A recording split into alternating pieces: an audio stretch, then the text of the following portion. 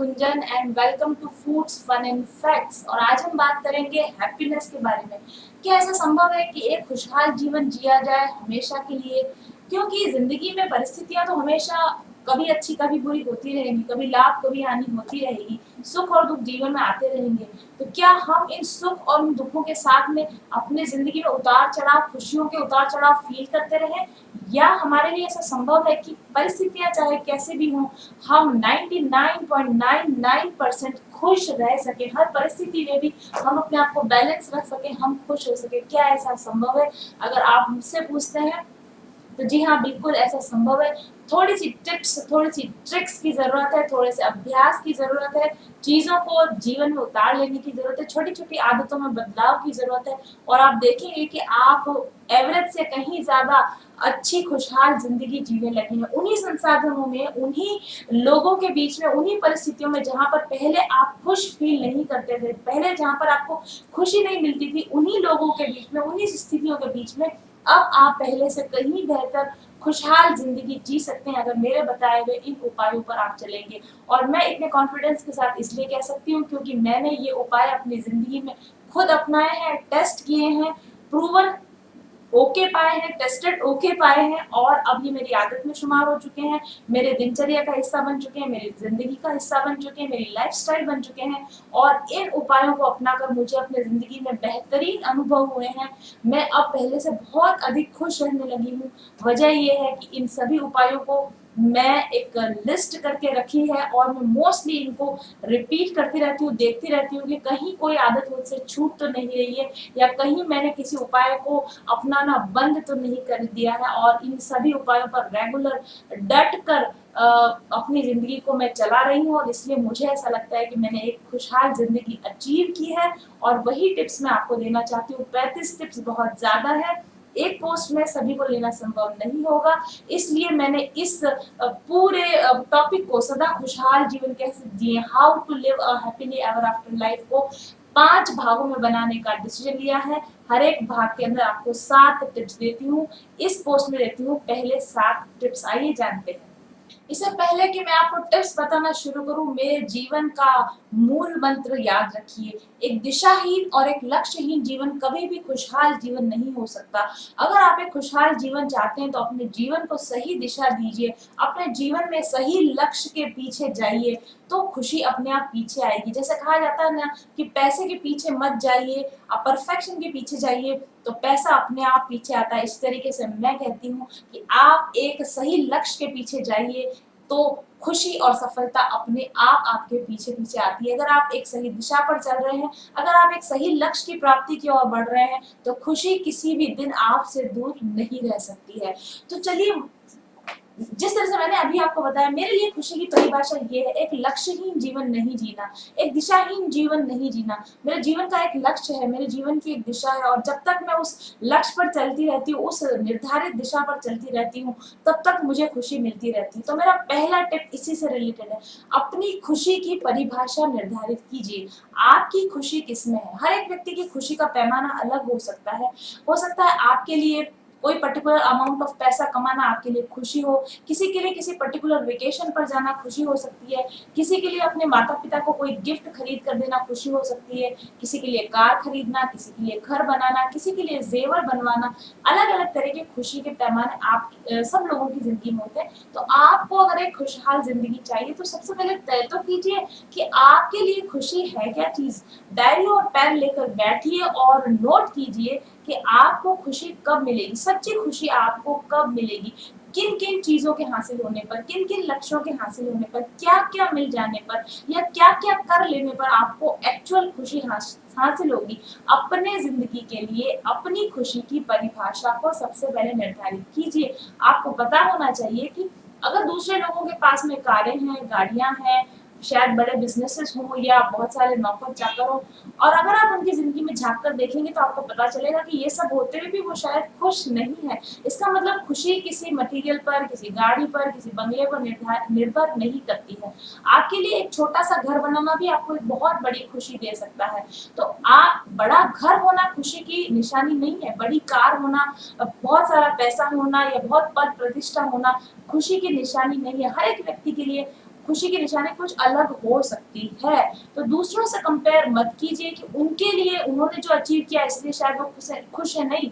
आप किस में खुश होंगे, आप क्या पाकर खुश होंगे, उस पर्टिकुलर खुशी को आप नोट कर लीजिए कि मुझे क्या क्या पाकर खुशी मिलेगी, क्या करके मुझे खुशी मिलेगी।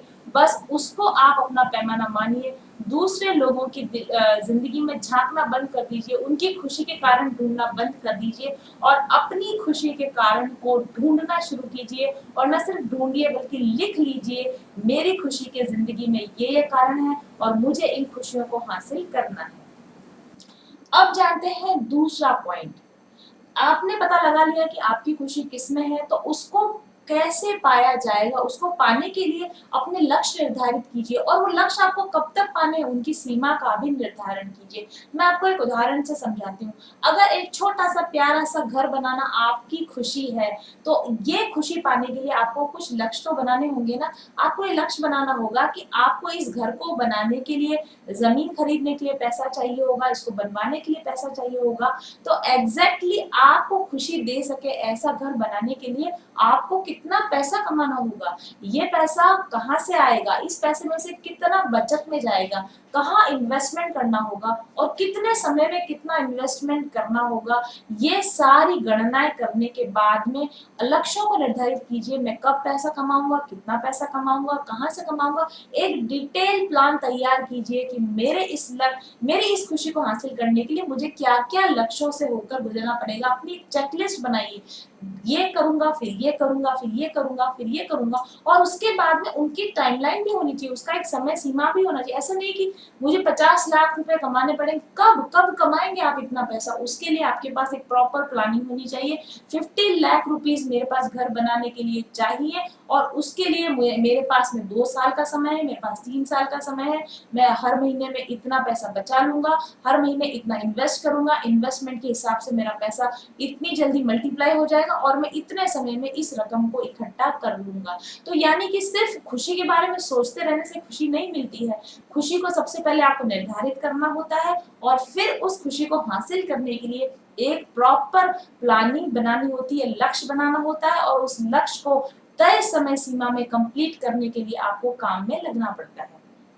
और अब हम आते हैं अपने तीसरे पॉइंट, तीसरे बिंदु पर, टाइम मैनेजमेंट सीखिए। आपको पता है कि आपको क्या हासिल करके खुशी मिलेगी, आपको ये भी पता है कि आपको ये हासिल करने के लिए क्या क्या करना होगा और कितने समय में करना होगा। तो अब आपकी उल्टी गिनती शुरू हो चुकी है और इसलिए आपको सबसे पहले जरूरत होगी ये स्किल सीखने की, टाइम को कैसे मैनेज किया जाए। क्योंकि सभी के पास 24 घंटे हैं, सभी के पास एक निर्धारित समय है, उसी निर्धारित समय में हमें अपना सारा काम करना है, हमें अपने लक्ष्य को हासिल करना है। तो सबसे पहले आपको सीखना होगा कि इसी तय निर्धारित समय के अंदर आपको क्या क्या ऐसी चीजें, गैर जरूरी चीजें जिन पर आपको अब समय बर्बाद नहीं करना है और जितना भी अपना समय है उस समय को किसी वैल्यूएबल काम पर लगाना है, ऐसे काम पर लगाना है जो आपको आपके लक्ष्य के हर दिन अधिक करीब पहुंचा सके।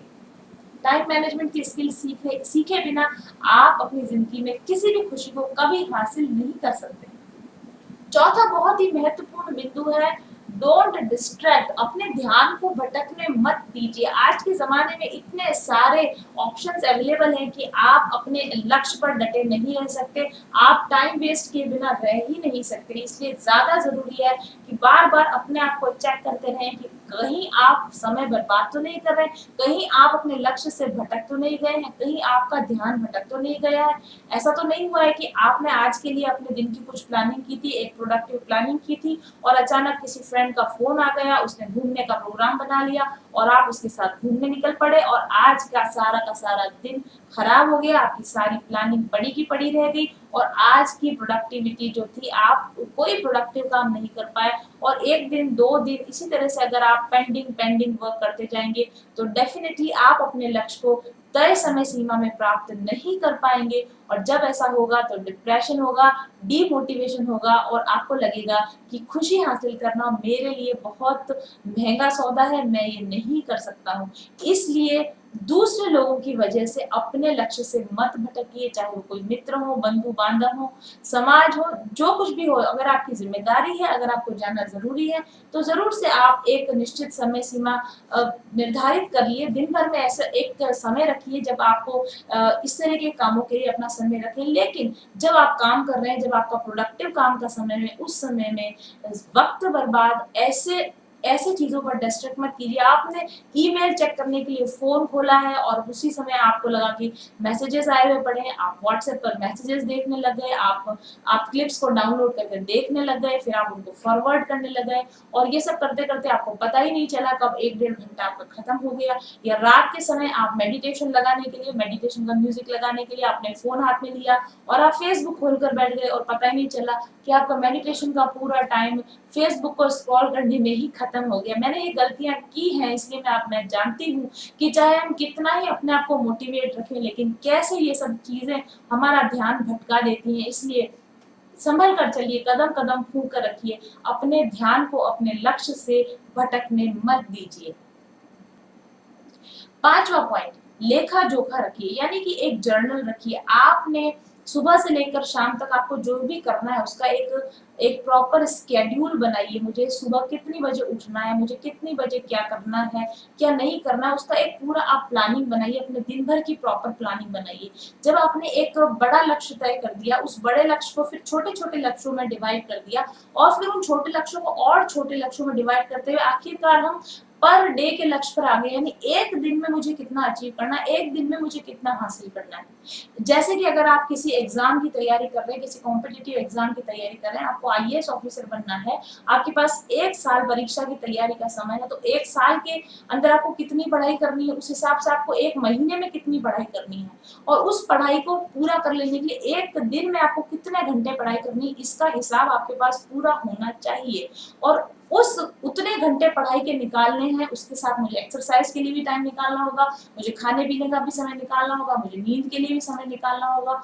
तो इन सब चीजों की प्लानिंग आपको डे टू डे करनी होगी। बड़े लक्ष्य की प्राप्ति तब तक नहीं की जा सकती जब तक कि आप हर दिन की प्लानिंग प्रॉपर करना न सीख जाए। सुबह उठने से लेकर रात को सोने तक आप पूरे दिन में क्या क्या करेंगे, किस तरह से करेंगे, इसकी एक प्रॉपर प्लानिंग होनी चाहिए। और दिन में 2 या 3 बार आप अपनी इस प्लानिंग को, स्केड्यूल को कह लें या टू डू लिस्ट को आप चेक करते रहिए कि आप अपनी प्लानिंग के हिसाब से ही चल रहे हैं या आपका ध्यान भटक गया है। और रात को सोने से पहले आप इस लिस्ट को जरूर से चेक कीजिए कि अगर कोई पॉइंट इसमें छूट गया, अगर कोई ऐसे काम है जो आप आज के दिन अचीव नहीं कर पाए, तो कल उसको प्रायोरिटी पर लीजिए, उस काम को पहले पूरा कर दीजिए, कामों को पेंडिंग मत होने दीजिए। जितना अधिक आप अपने डे टू डे प्लान से डाइवर्ट होते हैं, डेविएट होते हैं, उतना ही अधिक आप डीमोटिवेट होते जाएंगे समय बीतने के साथ ही। इसलिए आप जो कुछ भी कर रहे हैं उसका जर्नल रखिए, उसका लेखा जोखा रखिए, उसकी एक डायरी मेंटेन करके रखिए। मुझे हर दिन कितना अचीव करना है और क्या मैंने वो अचीव किया है। हर महीने की डायरी आप मेंटेन रखिए कि हर महीने में मैंने जो लक्ष्य निर्धारित किया था, क्या मैं उस लक्ष्य तक पहुंचा हूँ। हर 3 महीने के ऊपर आपका एक रिपोर्ट होनी चाहिए आपके पास में, हर 6 महीने पे आपके पास रिपोर्ट होनी चाहिए और हर साल के अंत में भी आपके पास रिपोर्ट होनी चाहिए कि हम अपने लक्ष्य के करीब पहुंचे हैं या नहीं पहुंचे। और मेरी गारंटी मानिए आप मेरी बात की, जो खुशी आपको मिलने वाली है अपने लक्ष्य हासिल करने पर, वो तो दूर की बात है। लेकिन जब आप अपने डे टू डे प्लानिंग को स्ट्रिक्टली फॉलो करते हैं, रात को सोते समय जो खुशी महसूस होती है, रात को सोते समय जो जो सुकून महसूस होता है, वो भी अपने आप में एक बहुत बड़ा अचीवमेंट होता है। आपने सुबह तय किया था कि आप क्या क्या करेंगे और रात को सोने तक आपने वो सारे काम अचीव किए हैं। यही सेंस ऑफ अचीवमेंट, यही सफलता का जो